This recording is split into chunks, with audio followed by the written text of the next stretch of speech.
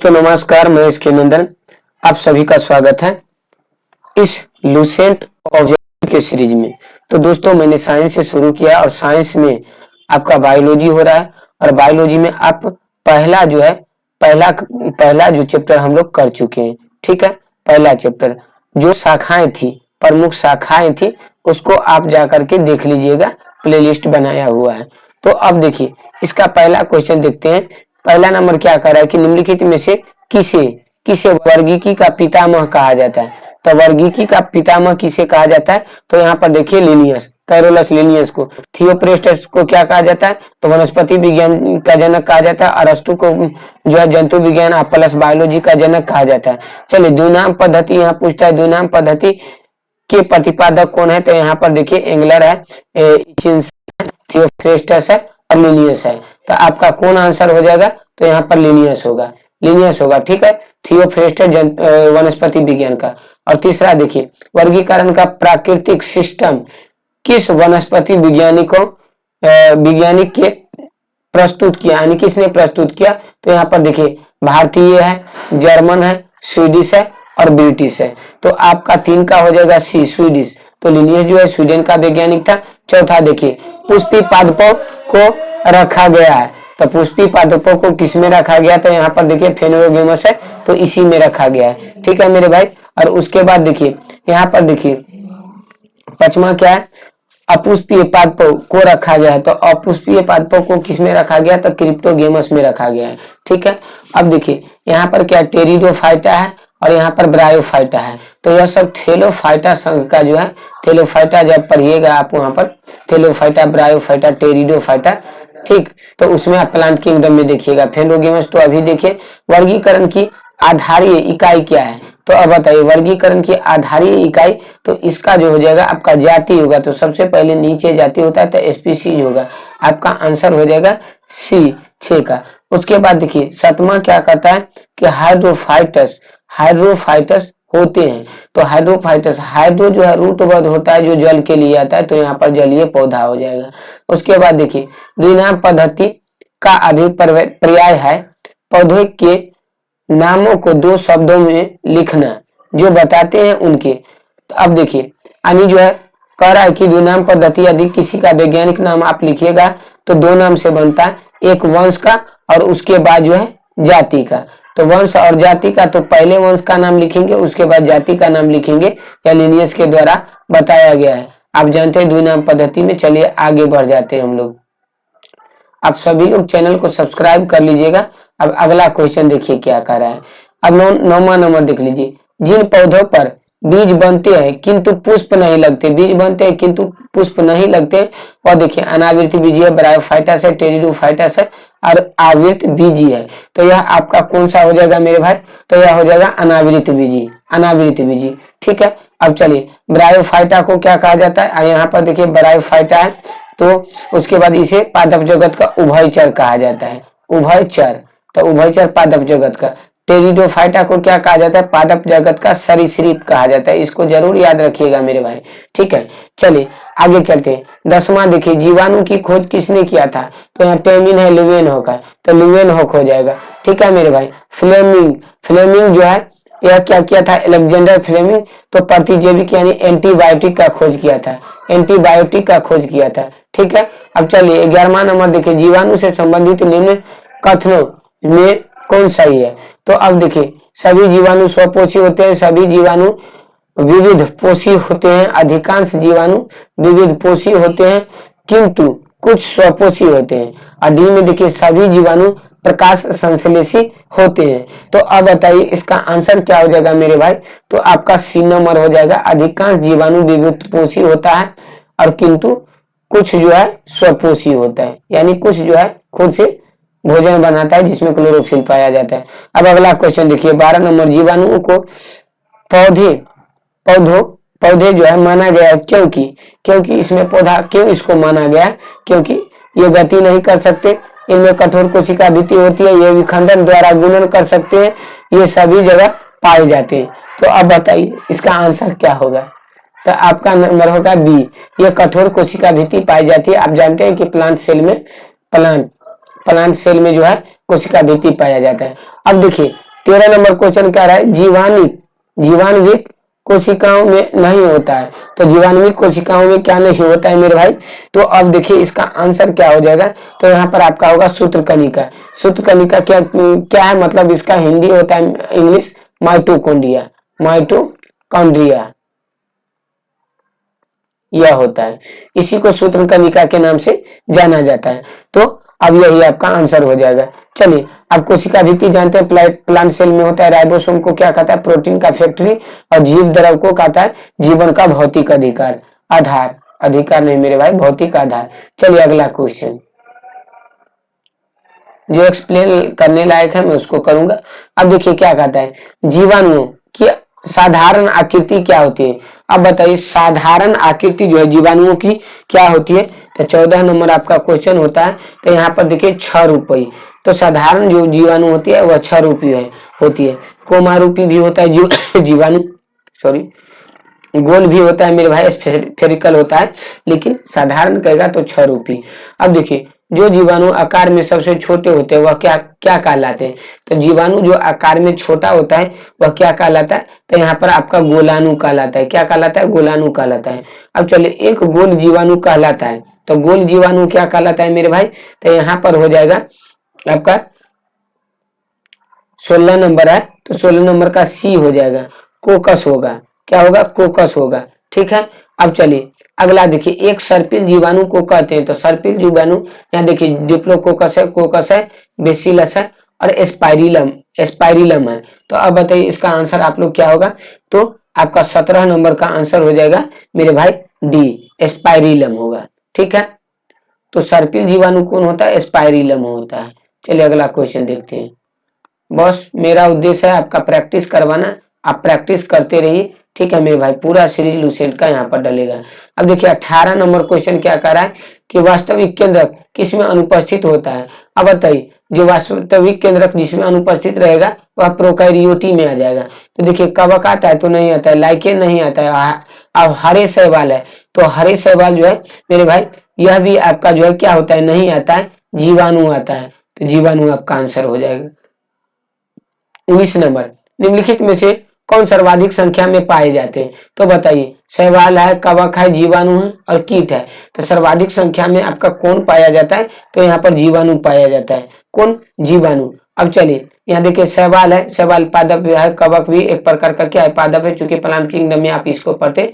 और कीट इंसेक्ट है, इसके 6 पैर होते हैं, यानी 3 जोड़ी पैर होते हैं, इसे कीट का पहचान किया जाता है। अब 20वां नंबर क्वेश्चन क्या कर रहा है कि बैक्टीरिया में पाए जाने वाला प्रकाश संश्लेषी आशय कहलाता है। तो प्रकाश संश्लेषी आशय जो बैक्टीरिया में पाया जाने वाला वह कौन होता है, तो 20 नंबर क्वेश्चन आपका हो जाएगा आपका सी नंबर, यानी वर्णिलवक। देखिए वर्णिलवक, यानी वर्णिलवक के कारण ही सभी जो है पेड़ पौधा का जो है रंग जो है निर्धारित किया जाता है, वर्णक उसमें पाया जाता है।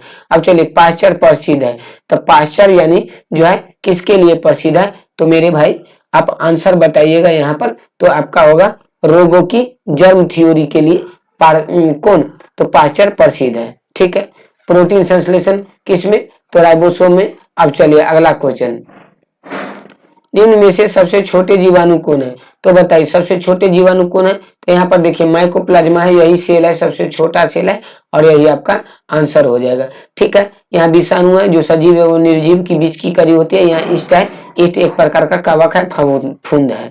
अब चलिए अगला क्वेश्चन 23 नंबर, जो जीवाणु सीधे ही वायुमंडलीय नाइट्रोजन को नाइट्रेट यानी नाइट्रोजन के यौगिकों में बदलते हैं कहलाते हैं। तो अब बताइए जो है वायुमंडल को जो है वायुमंडल से जो नाइट्रोजन लेकर के इसे नाइट्रोजनों के यौगिक में बदलते हैं वह उसे क्या कहते हैं, तो यहाँ पर देखिए यहाँ पर नाइट्रोजन स्थिरीकरण जीवाणु है, तो यही आपका क्या हो जाएगा, 23 नंबर का आपका आंसर हो जाएगा मेरे भाई। चलिए अगला क्वेश्चन को देखते हैं।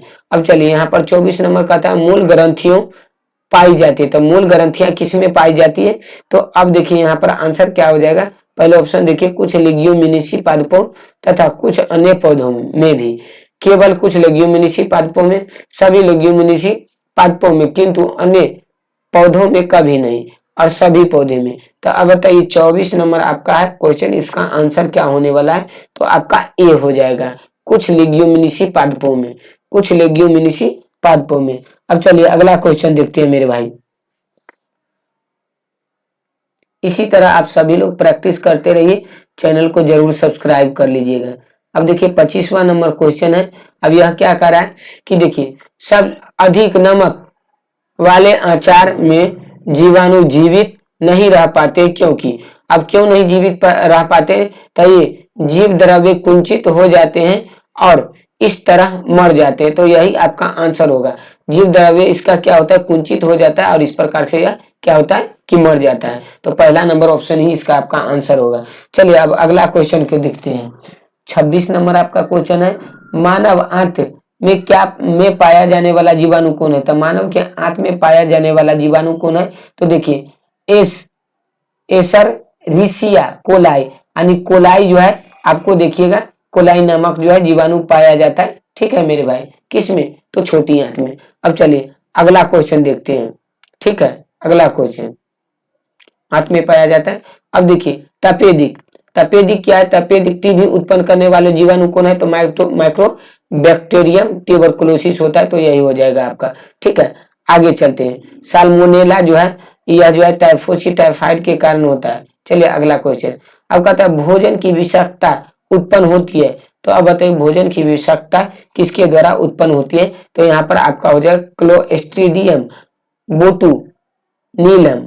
ठीक है, बोटुलिनम, क्लोस्ट्रीडियम बोटुलिनम द्वारा होता है। तो इसको आप याद कर लीजिएगा मेरे भाई, क्वेश्चन पूछता है। देखिए साल्मोनेला टाइफोसिया क्लोस्ट्रीडियम टेटनी से टिटनेस रोग, इससे टाइफाइड रोग, इस तरह से आपका हो जाएगा। यहाँ पर देखिए एंथ्रेक्स। अब देखिए एंटीबायोटिक्स अधिकांशतया प्राप्त होता है। तो एंटीबायोटिक अधिकांशतया किससे प्राप्त होता है, तो यहाँ पर आपका ज्यादातर जीवाणु से, लेकिन पहला किसे, तो कवक से। कौन, पेनिसिलिन, पेनिसिलिन, पेनिसिलियम, पेनिसिलियम नामक कवक से पेनिसिलिन जो है आपका यहाँ पर एंटीबायोटिक मिलता है, पहला था। अब देखिए 30 नंबर, यदि एक जीवाणु कोशिका प्रति 20 मिनटों में विभाजित होती है तो 2 घंटे में कितने जीवाणु बनेंगे, यानी 20 मिनट में जो है बनता है। तो 20 तिहाई क्या हो जाएगा, 60 हो जाएगा मेरे भाई। 1 घंटे में 3, तो अब देखिए यहाँ पर कितना कहता है 2 घंटे में, तो 2 घंटे में कितना हो जाएगा, तो यहाँ पर देखिए उस टाइप से यहाँ पर ऑप्शन नहीं है। तो चलिए 30 नंबर का क्वेश्चन आपका हो जाएगा डी नंबर। तो डी नंबर यानी इस टाइप से विभाजन होता है, 64 हो जाएगा आपका आंसर। ठीक, चलिए अगला क्वेश्चन। तो मैंने इसमें समसूत्री सब कोशिका विभाजन होता है, तो उस टाइप से 1 से 2, 2 से 4 इस टाइप का कंसेप्ट लगेगा। ठीक है मेरे भाई, चलिए अगला क्वेश्चन। अब तो कहता है नाइट्रोजन यौगिकीकरण में निम्नलिखित में से कौन सी फसल सहायक है। तो अब देखिए फली है, मकई है, गेहूं है और चावल है। तो यहाँ पर देखिए नाइट्रोजन स्थिरीकरण है, यानी नाइट्रोजन को जो है नाइट्रेट में बदलता है, वह कौन सा हो जाएगा, तो यहाँ पर 31 नंबर का आपका आंसर हो जाएगा सी नंबर, फली हो जाएगा। ठीक है मेरे भाई। अब देखिए नाइट्रोजन स्थिरीकरण में लेग हीमोग्लोबिन का कार्य क्या है, तो लेग हीमोग्लोबिन जो है इसका कार्य क्या है मेरे भाई, तो यहाँ देखिए जीवाणुओं में पोषण, प्रकाश का अवशोषण और जड़ों को लाल रखना, उसके बाद ऑक्सीजन का अवशोषण करना। तो यहाँ पर हो जाएगा ऑक्सीजन का अवशोषण करना, यही आपका आंसर हो जाएगा। चलिए निम्नलिखित में से कौन सा रोग बैक्टीरिया से होता है। अब बैक्टीरिया से होने वाला देखिए मम्प्स नहीं होगा, चेचक नहीं होगा मेरे भाई, पीलिया नहीं होगा, यह तीनों जो है विषाणु से, तीनों क्या है, विषाणु से होने वाला है। ठीक है, और उसके बाद यहाँ पर देखिए तपेदिक टीबी जो है इसी से ट्यूबरकुलोसिस नामक जीवाणु के कारण होता है। चलिए अब अगला क्वेश्चन को देख लेते हैं। यहाँ पर 33 क्वेश्चन हम लोग देख चुके हैं। अगला क्वेश्चन देखिए।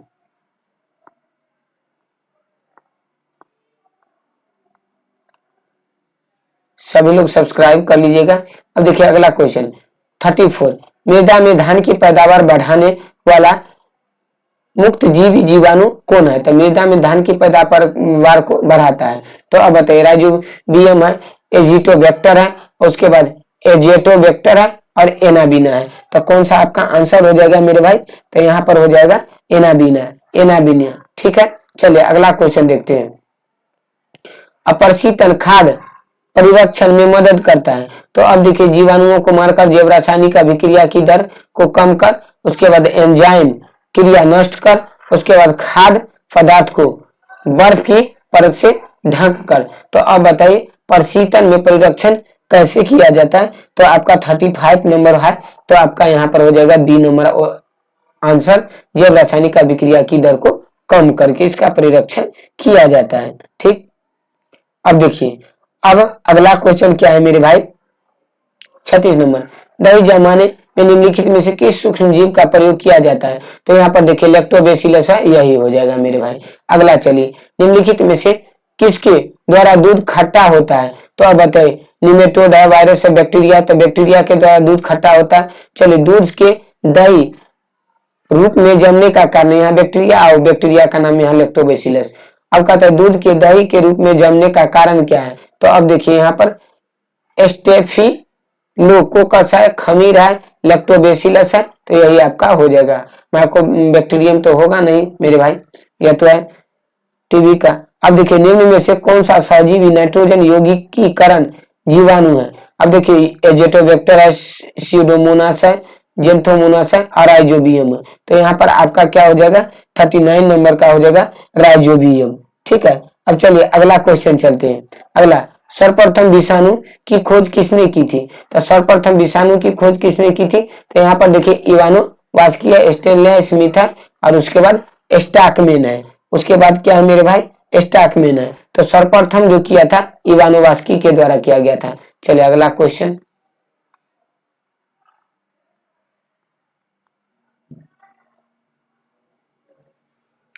अब देखिए अगला क्वेश्चन क्या कहता है, विषाणु माने जाते हैं सजीव पदार्थ, निर्जीव पदार्थ, सजीव और निर्जीव के बीच का ट्रांजिशन ग्रुप। तो यह तो विषाणु है मेरे भाई, विषाणु है ये। ठीक है, उसके बाद सजीव जो गुणन की शक्ति खो चुका है। तो अब बताइए इसका 41 का आंसर आपका क्या होने वाला है? तो आपका यहाँ पर हो जाएगा सी नंबर ऑप्शन, सजीव और निर्जीव सी नंबर। यहाँ विषाणु है मेरे भाई, देखिए हम जीवाणु के बारे में मिस्टेक हो रहा था, तो विषाणु सी नंबर ऑप्शन आपका हो जाएगा, सही है। अब देखिए 42, निम्नलिखित में से किसमें एंजाइम नहीं होता है? तो अब बताइए आप लोग किसमें एंजाइम नहीं होता है? तो यहाँ पर विषाणु होता है, इसमें एंजाइम नहीं होता है। ठीक है मेरे भाई, यहाँ पर लाइकेन है, कवक और शैवाल से मिलकर के बना है, या तो जीवाणु है आपका शैवाल है, इसमें क्लोरोफिल पाया जाता है। टीएमवी शब्द संबंधित है जीवोत्पत्ति से, विषाणुओं से, जैविका से, विषाणु के प्रजनन से। तो अब बताइए टीएमवी किससे संबंधित है आपका? तो यह विषाणु है। ठीक है, हाइड्रोफोबिया रोग उत्पन्न होता है तो विषाणु के कारण होता है मेरे भाई, और कुत्ते के काटने के कारण भी जो है वह विषाणु आता है, जिसके कारण यह रोग हो जाता है। ठीक, इसमें पानी से डर लगता है। देखिए कुत्ते के काटने से जिस विषाणु के द्वारा घात रोग उत्पन्न होता है कहलाता है। अब बताइए, तो यहाँ हाइड्रोफोबिया हो जाएगा। उसके बाद देखिए मम्स तो गलछुआ है, यह पीलिया जो है, और उसके बाद चेचक के लिए टीके का विकास किया गया। तो किसके द्वारा चेचक का टीका का विकास किया गया है मेरे भाई? तो यहाँ पर एडवर्ड जेनर। ठीक है, एडवर्ड जेनर के द्वारा। चलिए आगे, लुई पास्चर जो है पास्चुराइजेशन का खोज किया है। आप जानते हैं एडवर्ड जेनर ने खोज की थी टीबी का टीका, पोलियो का टीका, एड्स का टीका, चेचक। तो अभी आप चेचक का टीका का खोज किया था। अब देखिए विषाणु वृद्धि करता है, तो अब विषाणु वृद्धि करता है। अब देखिए जीवित कोशिका में, चीनी के विलयन में, पानी में, मृत को शरीर में, तो जीवित कोशिका में यह वृद्धि करता है।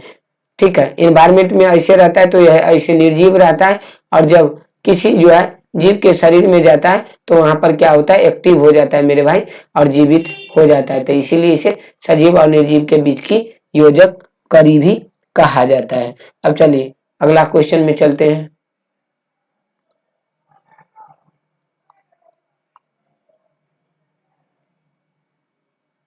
देखिए अगला क्वेश्चन क्या कर रहा है, विषाणु निर्जीव माने जाते हैं, इसमें उत्परिवर्तन हो सकता है, ये वृद्धि कर सकते हैं, ये क्रिस्टलाइज हो सकते हैं, उसके बाद ये गुणन कर सकते हैं। तो विषाणु जो निर्जीव माना जाता है, यह क्यों माना जाता है, इसका यह कहना है। तो मेरे भाई ये क्रिस्टलाइज हो सकते हैं, यही आपका सही आंसर हो जाएगा। एंजाइम ऊपर अनुपस्थित होते हैं। अब तो किसमें, कवक है, यहाँ पर स्लाइमोल्स है, विषाणु हो जाएगा, और उसके बाद जीवाणु है। तो बताइए 50 नंबर क्वेश्चन का आपका आंसर हो जाएगा तो विषाणु में। तो विषाणु में क्या होता है, एंजाइम अनुपस्थित होता है। एड्स कारण है, एड्स का कारण है टी लिम्फोसाइट की कमी, उच्च रक्तदाब, उसके बाद जीवाणु संक्रमण, उसके बाद राइबोफ्लोविन की कमी। तो T4 जो है लिम्फोसाइट, इसका क्या हो जाता है मेरे भाई, क्षतिग्रस्त यह हो जाता है, जिसके कारण एड्स हो जाता है। कोई भी बीमारी आपको होता है तो वह जो है नहीं छूटता है। चलिए अगला क्वेश्चन देख रहे हैं हम, सभी लोग सब्सक्राइब कर लीजिएगा। HIV द्वारा होने वाला रोग कौन है? तो यहाँ पर देखिए एड्स है, ठीक है, एड्स है, ठीक है। और कैंसर नियंत्रित अनियंत्रित कोशिका विभाजन के द्वारा होता है मेरे भाई क्षय रोग, तो माइक्रो बैक्टीरियम ट्यूबरकुलोसिस। अब देखिए 53 में एड्स वायरस क्या होता है, अब बताइए। एक सूची वाला RNA, एक सूची वाला DNA, दोहरी सूची वाला RNA, उसके बाद दोहरी सूची वाला DNA। तो अब बताइए आपका इसका आंसर क्या हो जाएगा? तो मेरे भाई सिंगल स्ट्रेन जो होता है वह वाला RNA हो जाएगा। अब तो एड्स का कारण क्या है? फफूंदी वायरस है, अमीबा है, बैक्टीरिया है। तो एड्स का कारण तो वायरस है मेरे भाई, या विषाणु हो जाएगा। चलिए अगला क्वेश्चन, इबोला क्या है? एक प्रकार का वायरस है, एक प्रकार का क्या है, इबोला एक प्रकार का वायरस है। उसके बाद देखिए एड्स फैलता है, तो एड्स किससे फैलता है? तो हाथ मिलाने से नहीं फैलता है, कीटों से नहीं, श्वास संपर्क से और शारीरिक संपर्क से। तो यहाँ पर हो जाएगा आपका शारीरिक संपर्क से। चलिए अगला क्वेश्चन को देख लेते हैं हम लोग। यहाँ पर क्या कहता है, विषाणु में क्या होता है? अब विषाणु में क्या क्या होता है तो इसके बारे में आपको 57 में बताना है मेरे भाई। तो प्रोटीन और लिपिड, न्यूक्लिक एसिड और प्रोटीन, उसके बाद कार्बोहाइड्रेट और न्यूक्लिक एसिड, उसके बाद लिपिड और कार्बोहाइड्रेट। तो यहाँ पर न्यूक्लिक एसिड और प्रोटीन इसमें पाया जाता है। अब देखिए सोर्स क्या है? तो सोर्स संगठन युद्धपोत है, विषाणु जनित रोग है, संचार प्रणाली है, तो यह विषाणु जनित रोग है। ठीक है मेरे भाई, चलिए आगे देखते हैं। अगला क्वेश्चन का आप सभी लोग आंसर दीजिएगा, हमको कमेंट बॉक्स में छाप दीजिए। उसके बाद देखिए खसरा निम्नलिखित संक्रमण के कारण होता है, बताइए विषाणु के कारण होता है, जीवाणु के, या कवक के, या शैवाल को? तो सर विषाणु के कारण खसरा होता है, ठीक है। उसके बाद देखिए निम्नलिखित में से कौन सा रोग विषाणु के कारण होता है? अब देखिए मलेरिया नहीं, जीवाणु है, हैजा जीवाणु है, यह भी नहीं, यह भी नहीं, यक्षमा या टीबी को यक्षमा, तपेदिक काकरोग या ट्यूबरकुलोसिस, सारा कुछ कहा जाता है मेरे भाई, लेकिन चेचक जो है यह विषाणु के कारण। जंतुओं में होने वाली फुट एंड माउथ रोग किसके कारण उत्पन्न होती है? तब फुट एंड माउथ जीवाणु है, कवक है, प्रोटोजोआ है और विषाणु है। तो बताइए 61 नंबर क्वेश्चन का आंसर क्या हो जाएगा, बताइए। तो यहाँ पर आपका डी नंबर ऑप्शन हो जाएगा मेरे भाई। यह किससे होता है? तो विषाणु से फुट एंड माउथ होता है, ठीक है। चलिए अगला क्वेश्चन, आलू में मोजेक रोग किसके द्वारा होता है? तो बताइए यहाँ पर जीवाणु है, फफूंदी है, शैवाल है और विषाणु है। तो बताइए मोजेक रोग किसके कारण होता है? तो यहाँ पर आपका कौन हो जाएगा? आपका विषाणु हो जाएगा। 63 देखिए, शैवाल विज्ञान किसका अध्ययन है?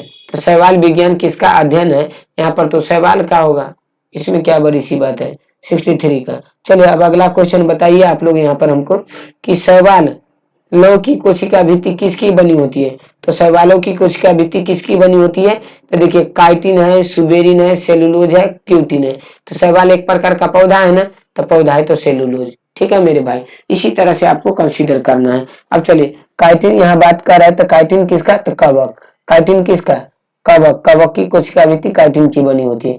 अब देखिए हाइड्रा की स्रावी कोशिकाओं में कौन सा सहजीवी शैवाल मिलता है? तो स्रावी कोशिकाओं में सहजीवी शैवाल कौन सा मिलता है? तो यहाँ पर देखिए यूक्लोरेला, नोस्टोक, यूलोथ्रिक्स और स्पाइरोगाइरा। तो अब बताइए इसका आंसर क्या हो जाएगा मेरे भाई? तो यह हो जाएगा यूक्लोरेला, यूक्लोरेला स्रावी कोशिकाओं में। अब देखिए सार्गेसो सागर समुद्र का नाम पर आवृत बीजों के कारण, ब्रायोफाइटस के कारण, कवकों के कारण और शैवालों के कारण। तो यह आपका आंसर क्या हो जाएगा मेरे भाई? शैवालों के कारण बना परा नाम, ठीक है। चलिए अगला क्वेश्चन देख लेते हैं। आप जितने भी लोग हैं मेरे भाई सब्सक्राइब कर लीजिएगा, ठीक है। अब चलिए गलकंद रोग से बचा जा सकता है और कुछ समुद्री खरपतवार खाने से इसका इलाज होता है, क्योंकि इसमें प्रचुर मात्रा में होता है। अब तो गलकंद रोग से में प्रचुर मात्रा में क्या होगा? तो सर आयोडीन होगा। आयोडीन की कमी के कारण यह रोग होता है, और जब आप समुद्री उत्पाद खाते हैं तो उसमें आयोडीन की जो है आपूर्ति उससे हो जाती है। अब तो किस शैवाल से आयोडीन प्राप्त किया जाता है? यहाँ पर लेमिनेरिया, यही आपका आंसर हो जाएगा। और देखिए ओडोगोनियम जो है यह नहीं होगा, ये फंसाने के लिए आपको दिया है।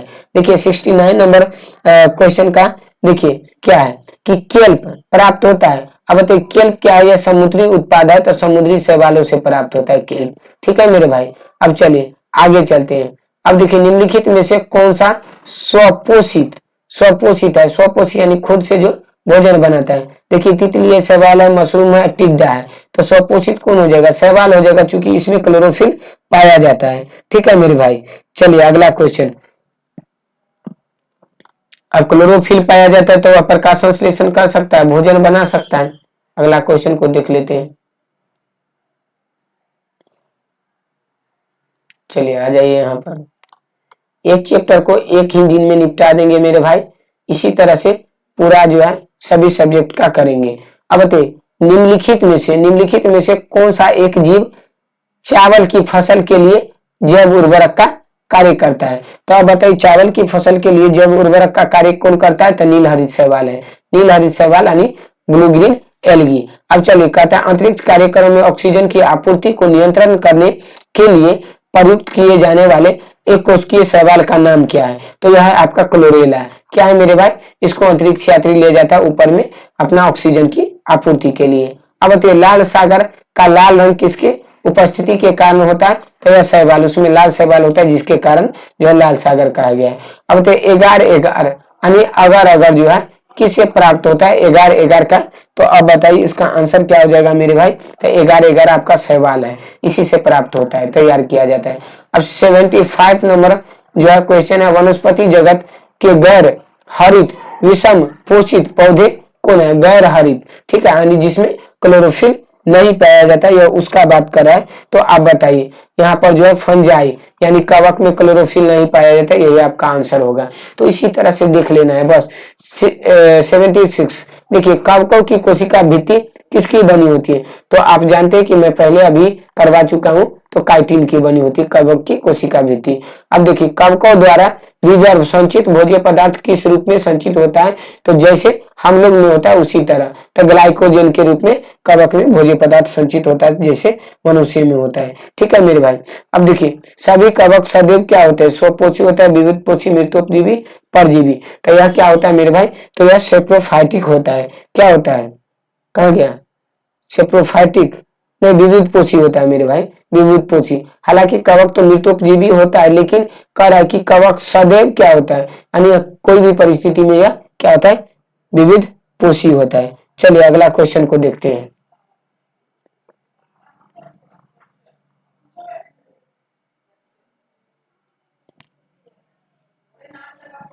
देख लीजिए इस क्वेश्चन। अब कहता है माइकोराइजा सजीवी संबंध है। अब माइकोराइजा किसका सजीवी संबंध है, तो अब देखिए यहाँ पर आप बताइए आंसर क्या हो जाएगा मेरे भाई, शैवाल तथा बराईफाइटा के बीच तो नहीं है, कवकों तथा उच्च पौधे की जड़ों के बीच, तो यही आपका आंसर हो जाएगा, कवकों और उच्च पौधों की जड़ों के बीच जो है माइकोराइजा सजीवी संबंध बनाता है। ठीक है, जड़ी में रहता है। अब देखिए 80 नंबर, वृक्षों की छालों पर उगने वाले कवक कहलाते हैं, तो वृक्षों की छाले पर जो है आपका यहाँ पर देखिए कोटिकोल्स कहलाता है। ठीक है मेरे भाई, 80 80 का आपका ए नंबर ऑप्शन हो जाएगा, तो कोटिकोल्स कोटिकोल्स। ठीक है, गोबर पर उगने वाले कवक कहलाते हैं, तो गोबर पर उगने वाले कवक जो है मेरे भाई यहाँ पर देखिए कोटिकोल्स तो नहीं होगा, कोप्रोलीफिलस होगा, कोप्रोफिलस होगा, कोप्रोफिलस। चलिए अब कहता है निम्न में से किसमें क्लोरोफिल नहीं होता है, तो देखिए टेरिडोफाइटा एक कवक है, ब्रायोफाइटा शैवाल है, तो कवक में क्या होगा, क्लोरोफिल नहीं पाया जाता है। अब देखिए 83 आलू का लेटिल वाइट रोग यानी लेट बाइट है, लिटिल भी लिखा जाता है, तो लेट ब्लाइट रोग उत्पन्न होता है। तो अब बताइए किसके कारण होता है, किसके कारण होता है मेरे भाई, तो यहाँ पर देखिए फाइटोप्थोरा इन्फेस्टेंस द्वारा, तो फाइटोप्थोरा इन्फेस्टेंस द्वारा। चलिए अगला क्वेश्चन देखते हैं, डबल रोटी के निर्माण में काम आने वाला कवक है, तो अब देखिए सेक्रोमाइसिस है, एस्टो एस्टोल्निफर और सेरेवेसी, सेक्रोमाइसिस सेरेवेसी, तो यही हो जाएगा मेरे भाई 84 का आंसर सी। अब चलिए अगला क्वेश्चन देखिए, पेनिसिलियम क्या है, एक प्रकार का मेरे भाई कवक है, प्रतिजैविक है। चलिए उसके बाद पेनिसिलिन की खोज कौन किया था, एलेक्जेंडर फ्लेमिंग के द्वारा किया गया था, एलेक्जेंडर फ्लेमिंग। अगला क्वेश्चन को देखते हैं। देखिए अगला क्वेश्चन क्या कहता है, अर्बुद किससे प्राप्त होता है? तो बताइए आर्गोट किससे प्राप्त होता है मेरे भाई? तो यहाँ पर आपका ऑप्शन हो जाएगा राइजोबियम क्लेविसेप्स, क्लेविसेप्स, फाइटोमोनास, एल ब्यूगो। तो आपका क्लेविसेप्स हो जाएगा। आंसर क्या हो जाएगा? क्लेविसेप्स हो जाएगा। अब अगला क्वेश्चन देखिए, औद्योगिक स्तर पर पेनिसिलिन प्राप्त किससे किया जाता है? तो पेनिसिलियम नामक कवक से। तो अब देखिए यहाँ पेनिसिलियम क्या है? एक्स पेंसम है, ठीक है, नोटेटम है, उसके बाद क्राइसोजेनम है और क्लेविफॉर्म है। तो अब बताइए इतना क्लोज ऑप्शन है, तो इसका आंसर क्या हो जाएगा मेरे भाई? तो आपका पेनिसिलियम क्राइसोजेनम होगा, याद कर लीजिएगा। इस प्रकार से यदि आपसे क्वेश्चन पूछेगा तो फंसा सकता है। अगला क्वेश्चन देखिए, कह रहा है कि जब जब गेहूं के गुथे हुए आटा में इष्ट कोशिकाएं मिलाई जाती है, यानी गेहूं का गुथा हुआ आटा में इष्ट कोशिकाएं मिलाई जाती है तो डबल रोटी जो है कोमल और छिद्र युक्त होती है। तो बताइए यह किसके कारण? क्योंकि कारण आपको बताना है। तो इसका आंसर क्या हो जाएगा मेरे भाई? यहाँ पर देखिए, ये बेंजोइक अम्ल पैदा करता है, गलत है, नहीं होगा। CO2 का उत्पादन कर रोटी स्पंजी बना देता है, बिल्कुल सही है, बिल्कुल सही है मेरे भाई। 89 का हो जाएगा आपका नंबर बी। चलिए अगला क्वेश्चन, सभी लोग जरूर सब्सक्राइब कर लीजिएगा और अच्छा लगे तो कमेंट कर दीजिएगा ताकि मुझको मोटिवेशन मिले और मैं आगे भी आपके लिए इसी तरह वीडियो बनाता रहूं। ठीक है मेरे भाई। अब बताइए यह क्या है? यीस्ट कोमल होता है और आटा भी कोमल होता है, तो आंसर तो इसका हो ही गया 90। देखिए ईस्ट में कायिक जनन होता है। अब बताइए मुकुंद द्वारा, एलोनोसोर्स द्वारा, एलेनोस्पोर्स द्वारा, उसके बाद एकाइनिट्स द्वारा और एस्कोस्पोर्स द्वारा। तो बताइए इसका आंसर क्या हो जाएगा आपका 90 नंबर का मेरे भाई? तो यहाँ पर मुकुलन द्वारा होता है, ईस्ट में मुकुलन द्वारा। आप तो जानते हैं बहुत हाईलाइटेड क्वेश्चन है। ठीक, निम्नलिखित में से कौन खाने योग्य कवक है? देखिए म्यूकर है, पेनिसिलियम है, एगेरिकस है, राइजोपस है। तो आप बताइए खाने वाला जो है कवक कौन है मेरे भाई? तो यह हो जाएगा आपका एगेरिकस, एगेरिकस जो खाने वाला है। अब देखिए LSD किससे प्राप्त होता है? तो बताइए जीवाणु से, कवक से, 2,4-D और एल्कोहल से। तो बताइए 92 का आंसर क्या हो जाएगा मेरे भाई? तो सर कवक से प्राप्त होता है। ठीक है, अब चलिए विस्तृत स्पेक्ट्रम प्रतिजैविकी किससे उत्पन्न होते हैं? तो 93 का होता है। तो बताइए जो है यहाँ पर विस्तृत स्पेक्ट्रम प्रतिजैविकी किससे उत्पन्न होता है? स्ट्रेप्टोमाइसिस, एस्परजिलस, पेनिसिलियम और बेसिलस। बताइए किससे प्राप्त होता है मेरे भाई? तो यहाँ पर हो जाएगा आपका ए नंबर, स्ट्रेप्टोमाइसिन। बताइए स्ट्रेप्टोमाइसिन को किसने पृथक किया? तो बताइए इसका को किसने पृथक किया? तो यहाँ पर आपका हो जाएगा लेवेनहॉक, बर्कहोल्डर, फ्लेमिंग, वाक्समैन। तो इसको वाक्समैन ने क्या किया कि पृथक किया था। फ्लेमिंग को जानते ही हैं आपका जो है एंटीबायोटिक का खोज, और उसके बाद यहाँ पर लेवेनहॉक का जीवाणु का खोज। टिक्का रोग किस में होता है? तो आप बताइए टिक्का रोग किस में होता है? तो सर मूंगफली में होता है टिक्का रोग, कवक के कारण होता है मूंगफली में टिक्का रोग। अब चलिए अगला क्वेश्चन बताइए, गन्ने का लाल सड़न यानी रेड रॉट डिजीज किसके द्वारा उत्पन्न होता है? अब बताइए 96 का क्या हो जाएगा मेरे भाई? तो आपका यहाँ पर होगा कहाँ है? जीवाणु, विषाणु, कवक, निमेटोड। तो यहाँ पर कवक के कारण होता है। चलिए अगला क्वेश्चन को देख लेते हैं।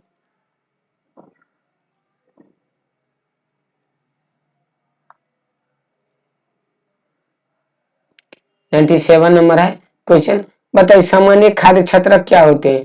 कवक के बीजाणुओं का पुंज, उसके बाद कस ठसाठस भरे कवक जाल, अलिंग की बीजाणु पैदा करने के लिए प्रयुक्त संरचना, कवक तंतु, हाइफा का प्रकार। बताइए इसका आंसर क्या हो जाएगा? सभी लोग जवाब देंगे तो आपका सी नंबर हो जाएगा, कस कर ठसाठस भरे कवक जाल।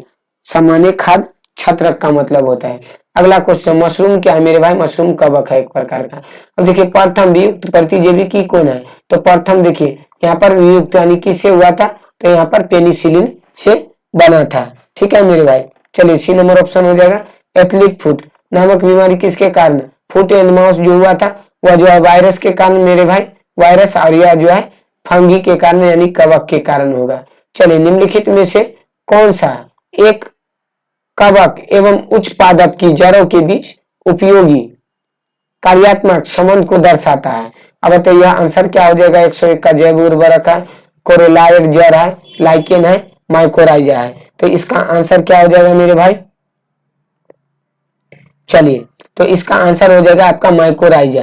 देखिए यूपीएससी में पूछा हुआ क्वेश्चन माइकोराइजा। अगला क्वेश्चन कभी कभी जनरल साइंस पूछ लेता है मेरे भाई।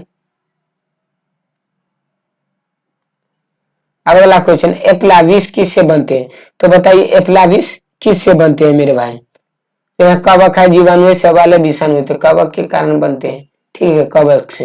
डबल रोटी के निर्माण में किस कवक का प्रयोग किया जाता है। तो बताइए पेनिसिलियम है, सेक्टोमाइसिस है, एस्पाइरिलम है और एजिटोबैक्टर है। तो यहाँ पर क्या हो जाएगा, सेक्टोमाइसिस हो जाएगा। क्या हो जाएगा सॉरी, सेक्टोमाइसिस हो जाएगा। अब अगला क्वेश्चन लाइकेन जो एक नग्न चट्टान पर भी पारिस्थितिक अनुक्रम को प्रारंभ करने में सक्षम है, वास्तव में किसके सहजीवी सहचर्य है। बताइए शैवाल कवक, कवक और मॉस, जीवाणु कवक, शैवाल और जीवाणु। तो कवक और शैवाल से मिलकर के कौन बनता है, तो लाइकेन बनता है। अब 105 में देखिए निम्नलिखित में से क्या SO2 का सर्वोत्तम सूचक है। टेरिडोफाइटा, शैवाल, लाइकेन और जो है ब्रायोफाइटा। तो लाइकेन। वायु प्रदूषक का सूचक कौन होता है मेरे भाई, तो सर लाइकेन होता है। अगला क्वेश्चन लिटमस किस में से निकलता है, यानी किससे निकलता है, तो लाइकेन से निकलता है लिटमस, ठीक है। चलिए आगे। लाइकेन में कवक और शैवाल के मध्य सजीवी संबंध कहलाता है पैरासिटिज्म, हेलोटिज्म और सेप्रोफिटिज्म, ठीक है। तो मेरे भाई हेलोटिज्म कहलाता है, ठीक है। लाइकेन से में जो है कवक और शैवाल का मध्य सजीवी संबंध क्या कहलाता है, तो यह हेलोटिज्म। अगला क्वेश्चन को देखते हैं। देखिए इसमें अच्छा खासा क्वेश्चन है मेरे भाई, बस आप लोग पढ़ते रहिए, मेरा काम है पढ़ाना। सभी क्वेश्चन का प्रैक्टिस अच्छे ढंग से करवा दूंगा, आप लोग कर लीजिए, ठीक है। अब देखिए 108 नंबर जो है क्या कहता है यहाँ पर।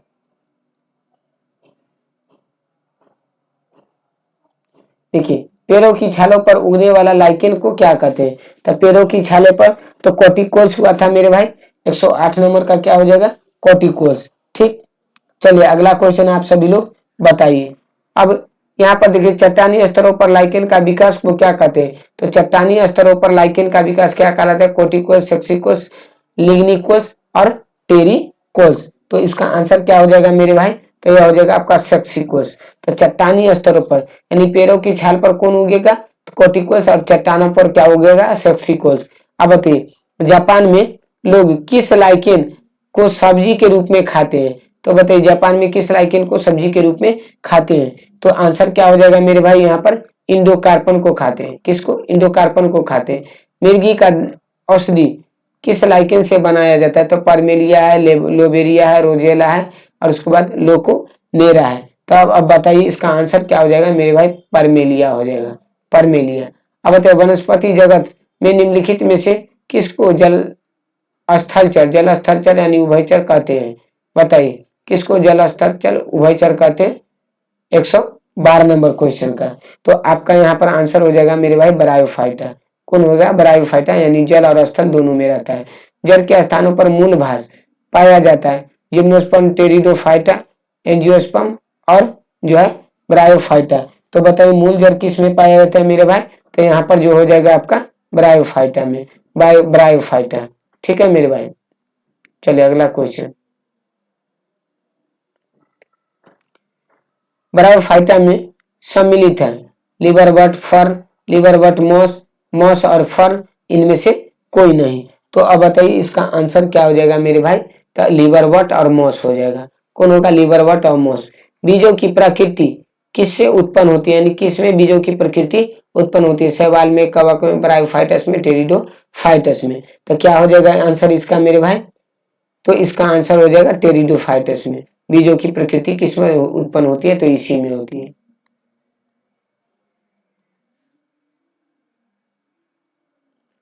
अगला क्वेश्चन बता देंगे आप लोग। जलीय फर्म जिसे जैव उर्वरक के रूप में जाना जाता है, प्रयुक्त किया जाता है, वह है कौन है, तो मेरे भाई एजोला को जलीय फर्म कहा जाता है। किसको, एजोला को। अब चलिए, पुनर्जीवन का गुण होने के कारण निम्न में से किसे मेजों पर सजावट के लिए रखते हैं, बताइए। यह होगा साइलोटम, लाइकोपोडियम, सीले, जिनेला और सिरेप्टोटेरिस। सिरेटोटेरिस, ठीक है मेरे भाई। तब चलिए इसका आंसर आप सभी लोग बता दीजिएगा। तो इसका नंबर आपका हो जाएगा साइलोटम, साइलोटम आंसर हो जाएगा, ठीक है मेरे भाई। देखिए किसका हम दे दिए हैं, ये हो जाएगा सिलेजिनेला। अब बताइए 118 नंबर क्वेश्चन, निम्नलिखित में से किसके बीजाणु दवा के रूप में प्रयोग किए जाते हैं। तो बताइए किसके बीजाणु जो है दवा के रूप में प्रयोग किए जाते हैं। तो यह लाइकोपोडियम का, लाइकोपोडियम का मेरे भाई। चलिए, निम्नलिखित में से किस जैव उर्वरक के रूप में प्रयोग में लाया जाता है। एजोला है, खोई है, यूरिया है, क्लोस्ट्रीडियम है। तो जैव उर्वरक के रूप में किसे प्रयोग में लाया जाता है, तो यहाँ आपका एजोला हो जाएगा। सबसे अधिक कार्यक्रम किस में पाए जाते हैं। तो मनुष्य में, हाथी में, टेरिडोफाइटस में और एंजियोस्पर्म में।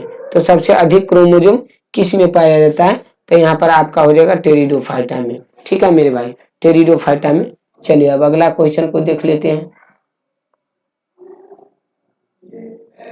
देखिए यहाँ पर 121 नंबर क्वेश्चन क्या कहता है, किस वर्ग के पौधे में बीज बनते हैं परंतु बीज नग्न रूप में पौधे पर लगे रहते हैं। अब बताइए बीज बनते हैं लेकिन नग्न बीज ही होता है, नग्न रूप में पौधे पर लगा हुआ रहता है। तो वह कौन सा हो जाएगा मेरे भाई आंसर। तो चलिए देखते हैं, ब्रोफाइटा, टेरिडोफाइटा, एंजियोस्पर्म, जिम्नोस्पर्म। तो यह हो जाएगा जिम्नोस्पर्म।